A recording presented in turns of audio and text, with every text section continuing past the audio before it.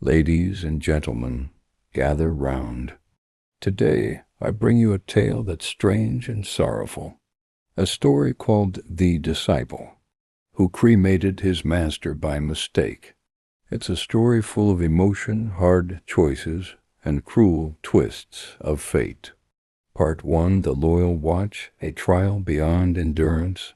Picking up where we left off, our main character, young Yang, let's call him Brother Yang, received a grave order from his elusive and mystical master to guard the master's remains, the lifeless body left behind after the soul had wandered off for a spiritual journey. Why guard it? Because the master's spirit was supposed to return any day, re-entering his body. Until then, the task was clear. Stay put, don't blink, and wait.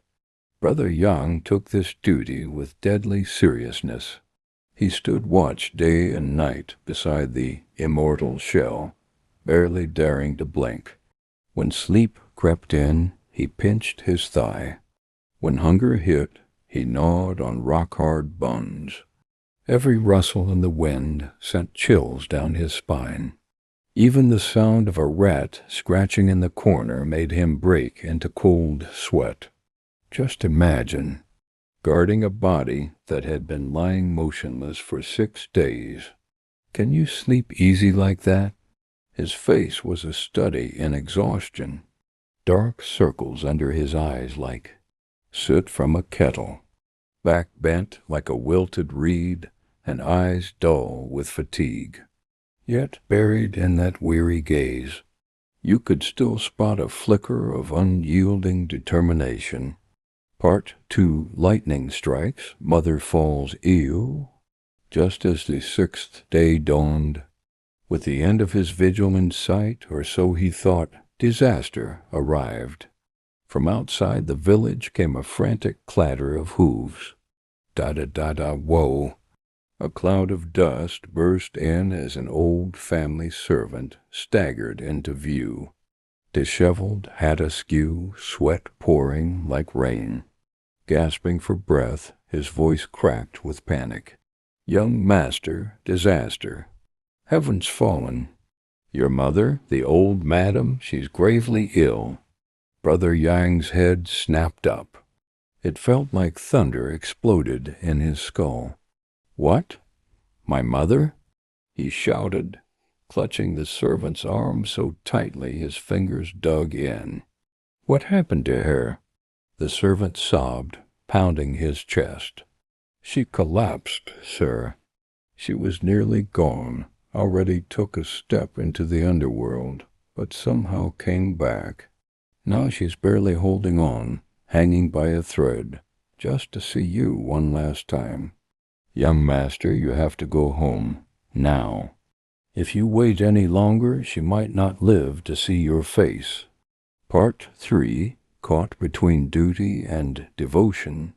The news hit Brother Yang like 1,000 blades to the heart. He broke down instantly, crying out in agony, tears falling like rain. He fell to his knees before his master's still body, looking into that peaceful or perhaps stiff face, and imagining his mother lying weak and waiting. His heart burned like it was dipped in boiling oil. His fists pounded the earth. My dear mother, you're dying, and I can't be by your side? But my master, his soul hasn't returned. He made me swear to protect this body. If I leave and he comes back, where will he find his vessel?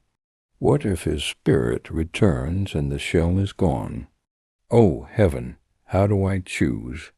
This is a knife cutting straight through my soul.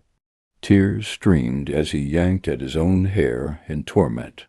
The old servant, wise and worn, leaned close and spoke low, as if afraid the dead might overhear.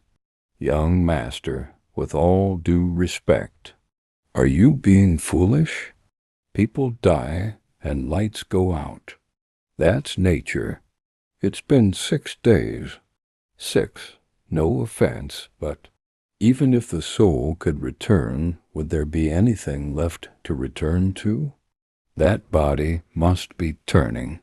He paused, then continued more gently. Blood ties run deeper than vows. Your master, rest his soul, was your teacher, that's honor. But your mother, she gave you life. That's nature. No one's saying the master's kindness wasn't immense. But this moment isn't a test of devotion, it's an emergency. If you miss your mother's final breath, the regret will haunt you forever. You can't undo that with prayers or fire. Then the servant made his plea. Forgive me, but perhaps it's time to let go. Give your master a proper cremation. Free his soul, let him find peace. And you ride home now. You might still make it in time to see your mother's face. That way, at least, you honor both ends. If you stay here, stubborn and still, what good will come of it? Who will you have left to live for? Part 4, Two Sorrows, One Fire. The words struck deep. Brother Yang's mind spun, his heart flooded with grief, guilt, and confusion.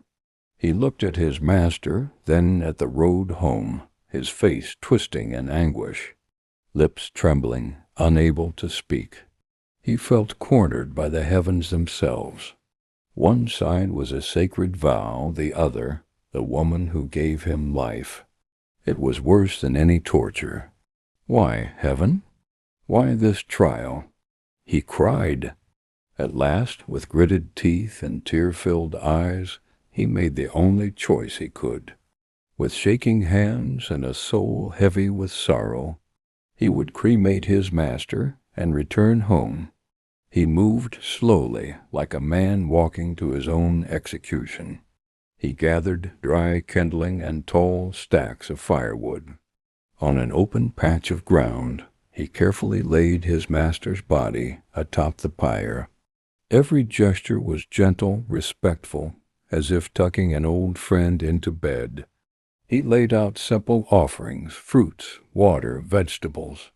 Then, with hands trembling, he unrolled a scroll soaked in tears, a farewell poem written in blood and ink. Kneeling before the pyre, he read in a choked voice, My mother lies near death's gate. My master's soul is still away. To honor both, my heart breaks in two. A son's tears drown the vows I made. The fish and the bear's paw I cannot choose. So with tearful bows I say goodbye. In the land of immortals, dear master, take care of yourself. With 3 solemn bows, his forehead knocking the ground red, he bid his final farewell. Then came the cruelest moment. With a trembling grip, he lifted a torch. The flame danced in the wind, lighting his face, pale and streaked with tears. He shut his eyes tight, then threw the torch.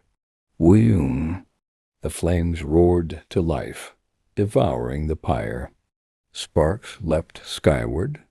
Brother Yang scattered ritual beans into the fire. Pop, pop, as smoke spiraled high. The fire roared, the wood cracked, the master's form vanished into ash and air. He dropped to his knees, wailing like a man torn in half. Master, your disciple has failed. I broke my oath, forgive me. His cries shook the air. Even the clouds above seemed to pause in grief. Dear audience, do you think Brother Yang made it home in time? Alas, fate had other plans. Whipping his tears away, he mounted the fast horse brought by the old servant. Without looking back at the rising smoke, he snapped the reins with all his might. Hiya, go, faster, mother. Hold on, your son is coming. The horse galloped like lightning, dust flying in its wake. Brother Yang leaned low, urging it onward as if his heart could fly faster than hooves. His voice broke in the wind. "Mother, just wait a little longer." But fate is a cruel storyteller. By the time he reached home, the sun was already sinking. The courtyard was silent, and the air heavy. White banners of mourning fluttered in the wind. The household wore white, their faces pale with sorrow. Inside the hall, his worst fears came true. His beloved mother had already passed. Her body lay cold, the final breath long gone. Brother Yang stumbled forward, then collapsed to his knees before her coffin. "Mother!" His scream pierced the air. His face turned white, his lips trembled, and suddenly he coughed up a mouthful of blood. The agony burst from his chest like a flood. He beat the ground with his fists, wailing like a beast caught in a trap. "Mother, I was too late, too late." Then he choked out, "Master, Mother, I failed you both." The words shattered in his throat. There was no answer, only the echo of grief bouncing off the walls. Loyalty, filial piety. He had tried to honor both, but in the end, he lost them all. A son's sorrow, a disciple's shame, a heart torn in two. This was all he had left. And so, dear friends, this strange and bitter tale, the disciple who cremated his master by mistake, comes to an end. He watched over the body, but the soul never came. He rode home too late, and the one who raised him was gone. A tale of devotion, and a tragedy of impossible choices. Such is life, where the heart must choose, and sometimes no choice is right. Let this story rest with you a while. Until next time, we'll meet again for another tale beneath the stars.